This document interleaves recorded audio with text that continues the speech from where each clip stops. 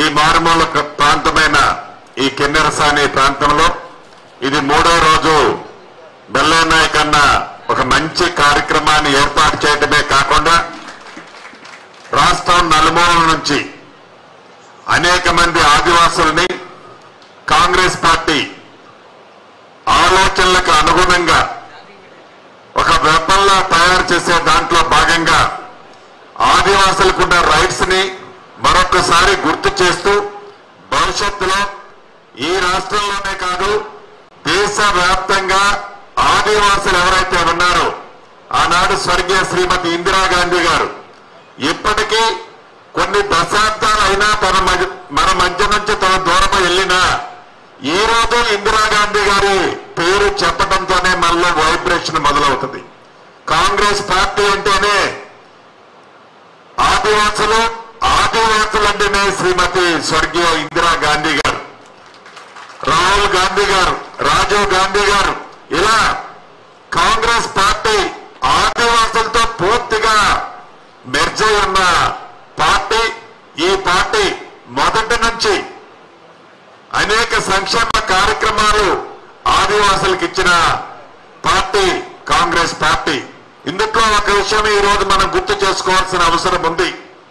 ఆనాటి ఉమ్మడి ఆంధ్రప్రదేశ్ లో శ్రీమతి ఇందిరాగాంధీ గారు ప్రధానమంత్రిగా ఉన్నప్పుడు ఈ తెలంగాణ రాష్ట్రంలో సుమారు 25 లక్షల ఎకరాలని పేదవాళ్ళకి, అందుట్లో ముఖ్యంగా ఆదివాసులకి, గిరిజనులకి అసైన్డ్ భూములు ఇచ్చిన చరిత్ర మన ఇందిరమ్మ ప్రభుత్వంలో శ్రీమతి ఇందిరాగాంధీ గారు ఆనాడు చేశారు. అంటే చాలా మంది ప్రధానమంత్రులు వచ్చారు, చాలా మంది వచ్చారు, పోతున్నారు, షో చేస్తున్నారు. చేసిన ఈనాటికి ఏ మారుమూల గ్రామానికి పోయినా ఇందిరమ్మ పేరు చెప్తే ఆ గ్రామంలోనే కాదు ఆ ప్రాంతంలో కూడా ఆ వైబ్రేషన్స్ స్పష్టంగా మనకి కనిపిస్తాయి.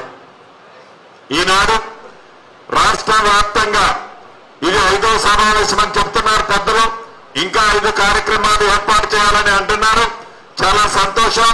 భవిష్యత్తులో కాంగ్రెస్ పార్టీ ఇంత బలంగా ఉన్నది, ఉండబోతుంది అంటే దానికి మీ అందరి సహాయ సహకారాలు, మీ దండలు అని మరొక్కసారి మనస్ఫూర్తిగా మీ అందరికీ తెలియజేస్తూ, ఇంత రిమోట్ ఏరియాలో ఏదో పబ్లిసిటీ కోసం కాకుండా, ఏదో పొలిటికల్ అవసరాల కోసం కాకుండా ఆదివాసులకి నిజంగా ఒక అవేర్నెస్ పెంచడం కోసం, వారికి ఉన్న హక్కుల్ని మరొక్కసారి గుర్తు చేయడం కోసం, వారిలో చైతన్యాన్ని తీసుకురావడం కోసం ఇంత మంచి కార్యక్రమాన్ని ఏర్పాటు చేసిన ఆ శాఖ చైర్మన్ గారికి మనస్ఫూర్తిగా అభినందిస్తూ, మరొక్కసారి ఈ కార్యక్రమానికి హాజరైన ప్రజాప్రతినిధులు, పిసిసి అధ్యక్షులతో పాటు మీనాక్షి నటరాజన్ కూడా మనస్ఫూర్తిగా కృతజ్ఞతలు చెప్తూ సెలవు తీసుకుంటున్నాను.